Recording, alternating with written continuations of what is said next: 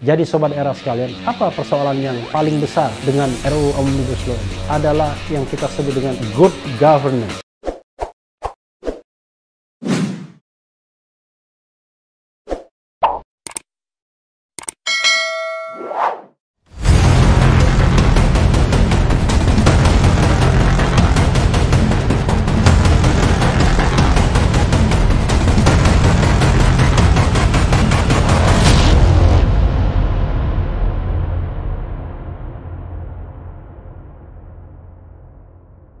Assalamualaikum warahmatullahi wabarakatuh, Sobat RH sekalian.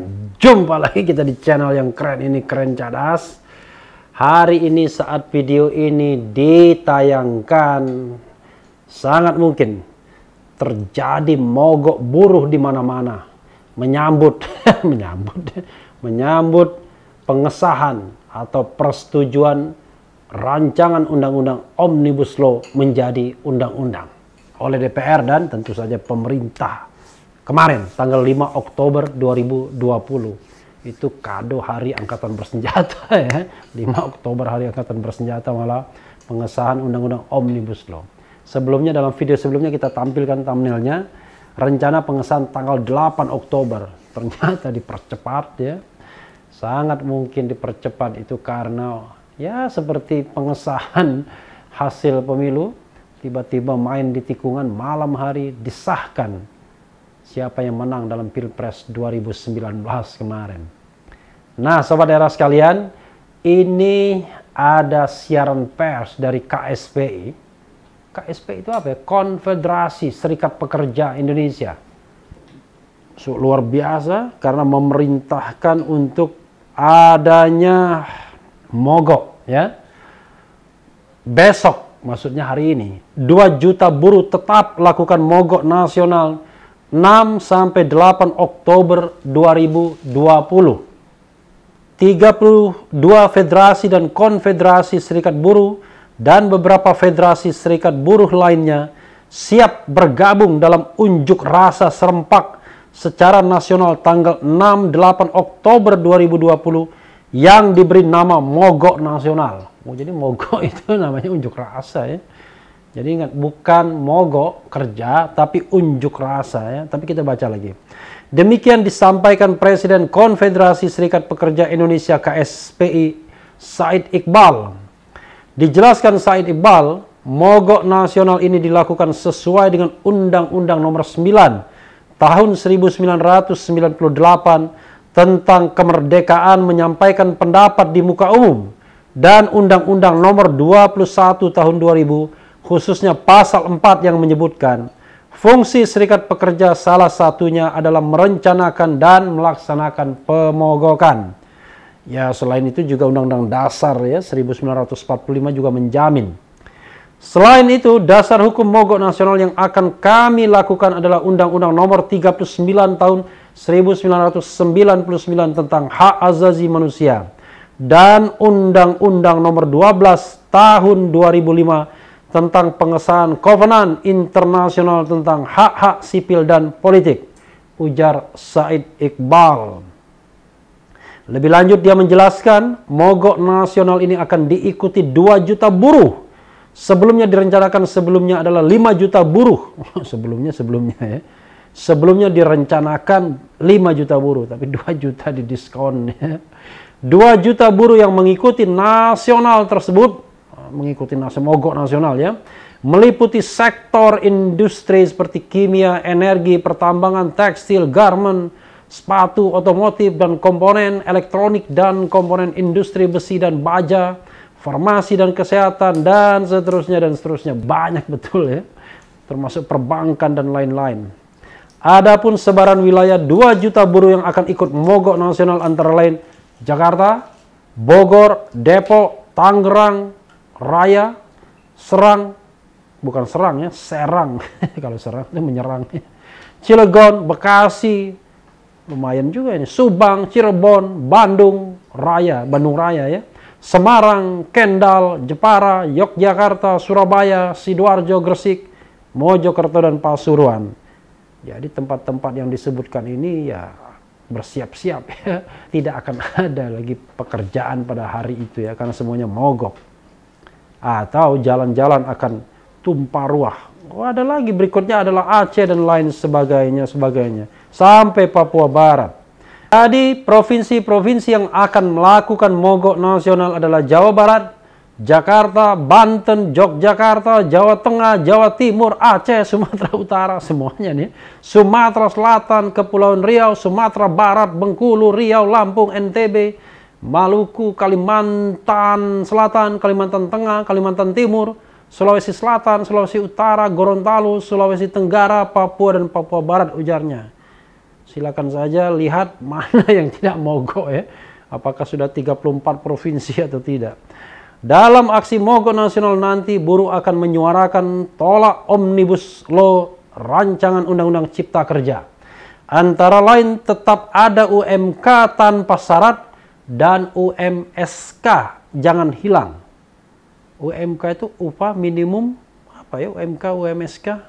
Ya nanti kita lihat sobat era sekalian ya.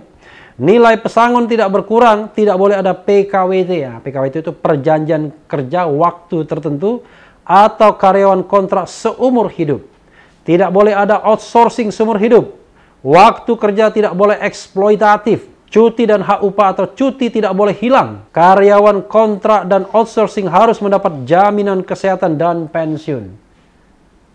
Sementara itu, terkait dengan PHK, sanksi pidana kepada pengusaha dan TKA, tenaga kerja asing ya, harus tetap sesuai dengan isi Undang-Undang Nomor 13 Tahun 2003 tegasnya. Terima kasih, Said Iqbal, Presiden KSPI.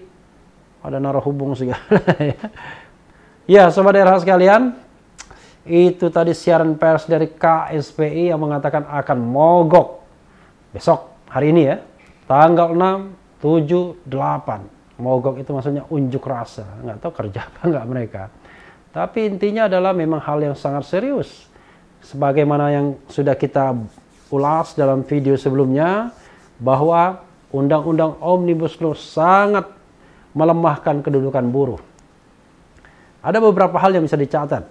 Misalnya, outsourcing itu untuk segala jenis pekerjaan.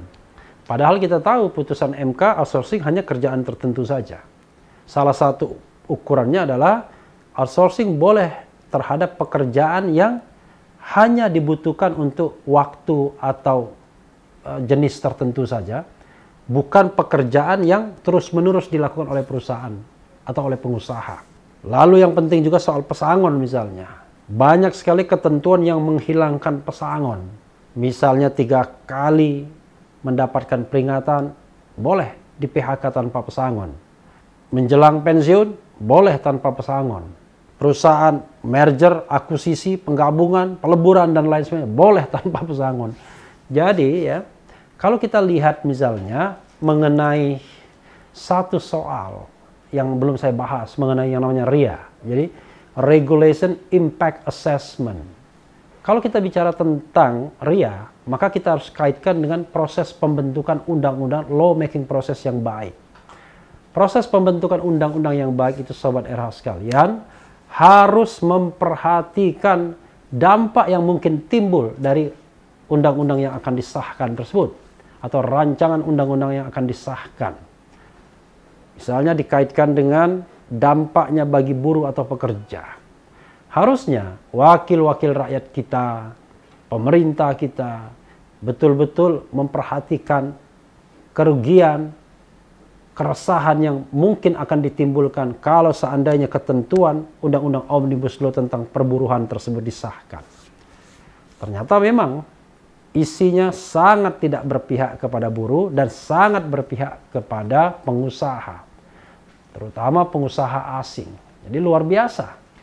Jadi sobat RH sekalian, harusnya wakil-wakil rakyat kita membela kepentingan masyarakat terbanyak. Bukan membela kepentingan konglomerat. Tetapi karena proses pembentukan undang-undang itu tidak melibatkan partisipasi masyarakat, hanya mendengarkan kelompok-kelompok tertentu saja, maka tidak heran. Hanya kelompok-kelompok yang mempunyai akses atas proses pembentukan undang-undang itu yang diuntungkan. Pertanyaannya adalah, apa yang ingin dicapai negara dengan menekan buruh sedemikian rupa, dengan membuat ketentuan yang melemahkan buruh? Bukankah hal tersebut nanti justru backfire kepada negara ini? Apakah Presiden Jokowi misalnya, para anggota DPR yakin bahwa dengan menekan buruh tujuan nasional akan tercapai, yaitu mensejahterakan rakyat, melindungi rakyat, mencerdaskan rakyat, ataukah tidak sebaliknya? Nah, ini kan pertanyaan besar sesungguhnya. Pertanyaan yang makin menegaskan bahwa ada free riders di dalam proses pembentukan undang-undang Omnibus Law ini. Apalagi kalau kita kaitkan dengan COVID-19, krisis atau resesi ekonomi, di mana sepertinya pengusaha bersiap-siap untuk melakukan PHK massal. Mereka sudah menghitung jangan-jangan kalau mereka menggunakan undang-undang yang lama, mereka habis uang mereka ketika harus menutup perusahaan mereka karena harus membayar pesangon.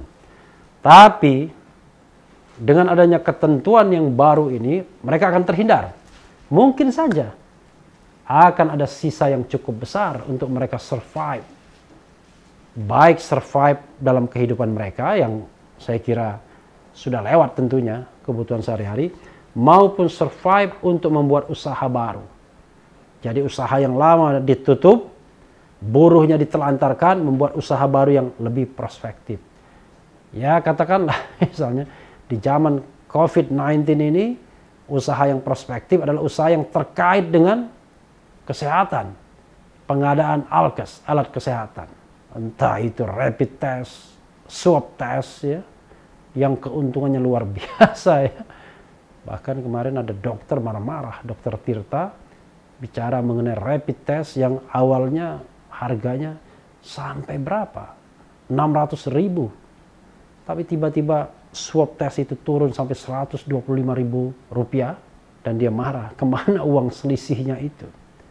Jadi di tengah kesusahan orang lain, ternyata para free riders, ya, para penunggang gelap kekuasaan, mereka yang memiliki kekuasaan dan berada di lingkar kekuasaan paling dekat, memanfaatkan momentum ini. Dalam masa COVID-19 ini, sudah 3 atau 4 kali masyarakat, warga rakyat dikhianati oleh wakil rakyat. Ini mohon maaf bahasanya agak kasar sedikit. Pertama adalah terbitnya Perpu nomor 1 2020 yang disahkan atau disetujui DPR. Di mana Perpu tersebut alih-alih mengalokasikan sebagian terbesar resources negara ini untuk penanggulangan COVID-19, tapi lebih memperhatikan hal-hal non-penanganan COVID-19. Seperti misalnya memberikan insentif pajak kepada para pengusaha. Lalu kita juga punya undang-undang nomor berapa ya? Nomor 6 tahun 2020 yang sebelumnya berasal dari undang-undang pertambangan, undang-undang minerba, di mana di situ undang-undang ini memberikan privilege kepada para penambang kelas kakap konglomerat untuk menguasai tambang lagi, yang mestinya harusnya kembali kepada negara. Kita juga menyaksikan terakhir undang-undang Omnibus Law. Undang-undang Omnibus Law ini ada 11 klaster. Ini baru buruh yang mogok. Mungkin besok-besok yang akan ribut, ya, yang akan marah adalah para aktivis lingkungan. Mereka yang misalnya membela hak-hak adat dan lain sebagainya. Jadi Sobat Era sekalian, apa persoalan yang paling besar dengan RUU Omnibus Law ini? Adalah yang kita sebut dengan good governance. Proses pembentukannya sangat tidak transparan, tidak partisipatif, dan tentu saja tidak akuntabel. Dan juga tidak objektif karena hanya melihat dari sisi orang yang kuat, sisi pengusaha. Saya pribadi selalu ingin mendukung hal-hal yang terkait dengan nasib hidup orang banyak, terutama nasib para pekerja, nasib para buruh yang sering disingkirkan dalam hubungan industrial antara buruh dan majikan, antara pengusaha dan buruh. Dan bahkan kadang-kadang negara tidak berada di sisi para pekerja yang mayoritas untuk melindungi kehidupan mereka. Sering sekali negara berselingkuh dengan para pengusaha dan para industriawan ini. Tidak heran, karena para pengusaha dan para industriawan itu adalah penguasa itu sendiri. Jadi ada conflict of interest. Kalau kita bicara lawmaking proses yang dikaitkan dengan conflict of interest, tidak akan ada hasil yang objektif. Karena begitu kita punya kepentingan dalam memperjuangkan undang-undang, maka tidak akan ada objektivitas. Nah, celakanya, Sobat RH sekalian, mungkin mayoritas anggota DPR, mereka yang belongs to para pengusaha. Mereka para cukong-cukong, para sponsor yang membiayai kegiatan mereka, kegiatan kampanye partai politik dan lain sebagainya. Dan saatnya setelah mereka duduk, mereka meminta balas jasa. Mereka ingin memetik panen dari tanam budi yang sudah mereka lakukan. Sekali lagi, mudah-mudahan hasil mogok nasional ini memberikan pencerahan kepada penguasa, pemerintah untuk mengubah ini semua. Tapi persoalannya, ini sudah disahkan, sudah disetujui. Jalan satu-satunya adalah membawa ini ke Mahkamah Konstitusi. Atau seperti yang pernah dilakukan oleh Presiden SBY, ketika DPR dan pemerintah mengesahkan undang-undang yang mengubah pemilihan langsung kepala daerah menjadi pemilihan oleh DPRD, SBY mengeluarkan Perpu.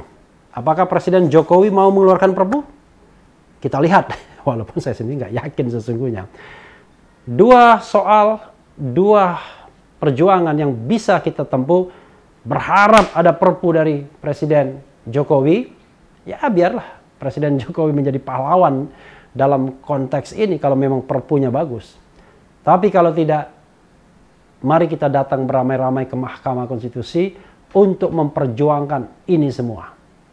Baik seluruh undang-undang Omnibus Law tersebut, undang-undang Ciptaker atau Cipta Lapangan Kerja atau Cipta Kerja, atau bagian-bagian dari pasal yang kita anggap benar-benar bertentangan dengan Undang-Undang Dasar 1945 dan harkat kemanusiaan kita.